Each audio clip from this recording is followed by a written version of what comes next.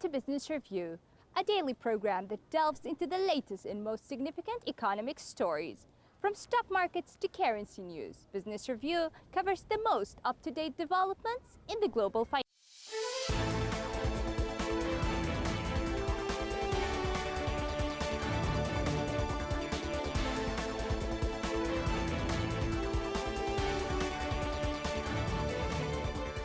World's businesses are taking strategies to recover from the COVID-19 shock, and many countries in the world need help from China and the US to assist their economic recovery.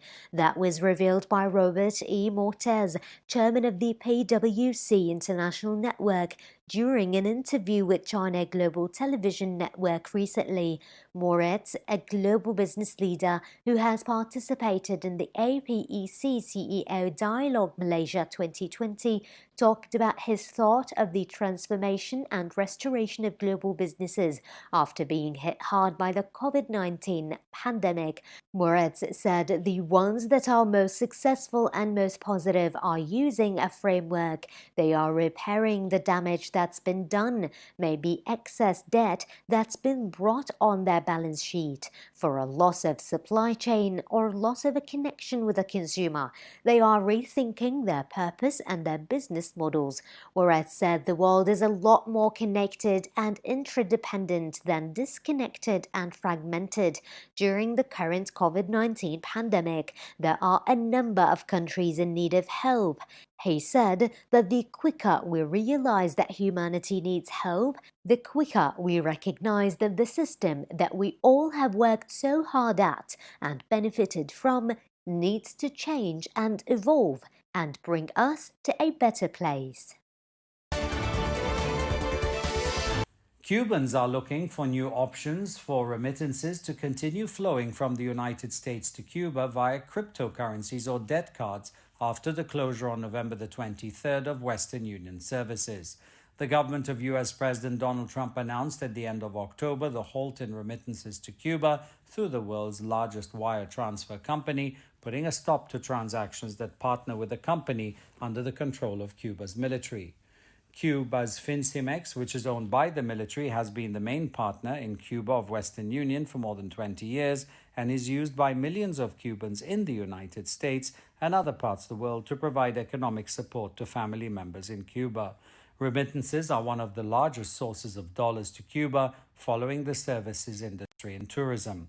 Western Union said it sends $2.4 million a day to Cuba and estimates that it annually transfers between $900 million and $1.5 billion. The Trump administration has dealt blows to tourism, foreign investment, and Cuba's energy supply by tightening restrictions on U.S. travel, sanctioning oil shipments from Venezuela, and activating a law allowing litigation against firms trafficking in expropriated properties, among other measures. It is peak season for winter weather gear manufacturers in China now that chilly temperatures have set in around the country and other parts of the northern hemisphere, prompting customers to stock up on comfy clothes and accessories. Many Chinese garment producers say their sales of winter clothing have surged over the past month or so. Zheng Xiangben, founder of DK Clothing, based in Shenzhen City of South China's Guangdong province, said that the company is receiving more orders for products like high thread count clothes made from Australian wool. Temperatures have dropped in northwestern and northern parts of China. Sales first exploded in central China, such as Henan province and Hubei province, where sales numbers have grown sharply. As garment sales recover, textile markets have been busy sewing and manufacturing items. Employees at DK, for example, are working overtime to meet deadlines from an increase in orders. Zheng noted that the production lines are basically working overtime at full capacity. This year, especially since September, the company has hired many temporary workers to fulfill orders. The hectic work schedule is expected to continue for more than a month. The number of workers will increase by 15 to 20% from the same period period last year. In addition, the steady recovery of the Chinese economy is also believed to have played a part in boosting the sector.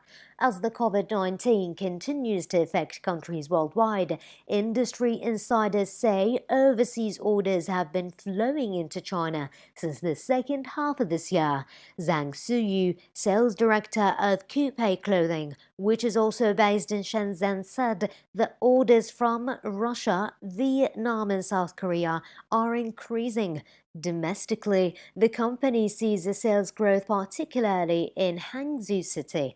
According to recent data from China's General Administration of Customs, the country's textile and apparel exports topped 169 billion yuan in October, a year-on-year increase of 5%. Textile exports logged more than 79 billion yuan, an 11% growth from 2019, with clothing accounting for nearly 90 billion yuan.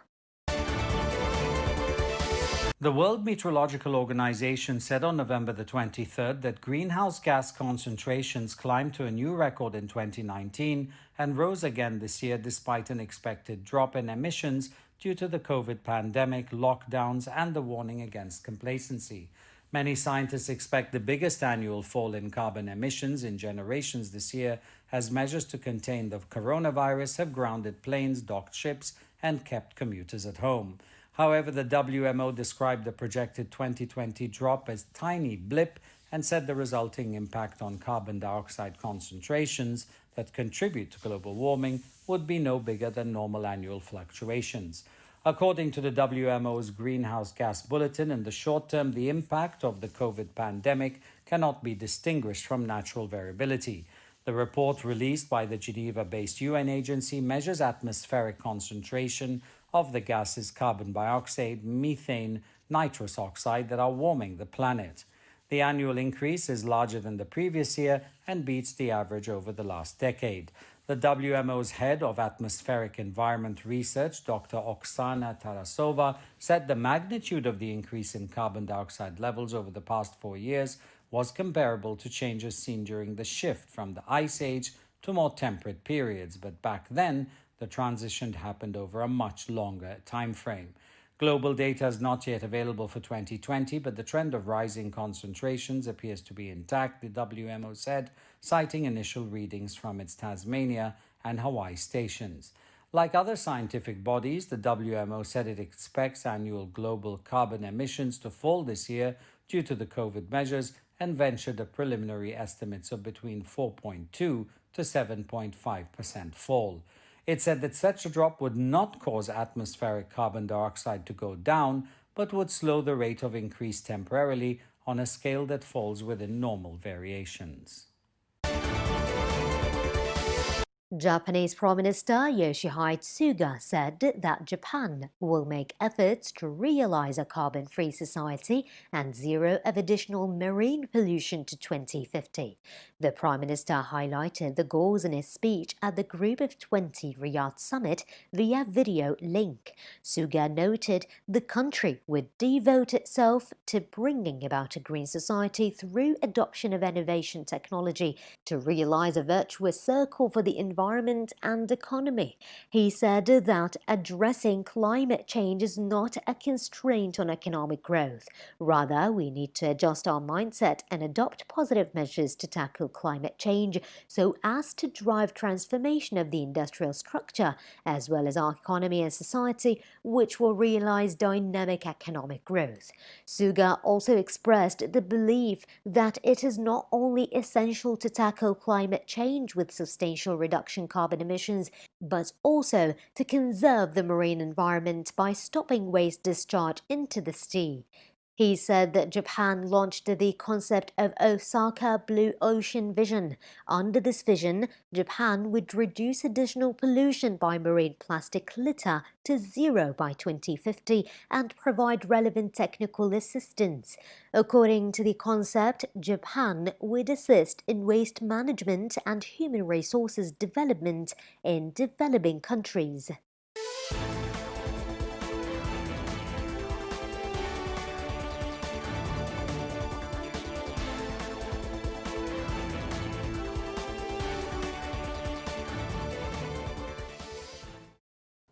This has been Business Review, your daily source for the most critical financial stories. Tune in next time for the latest financial news impacting the world economy.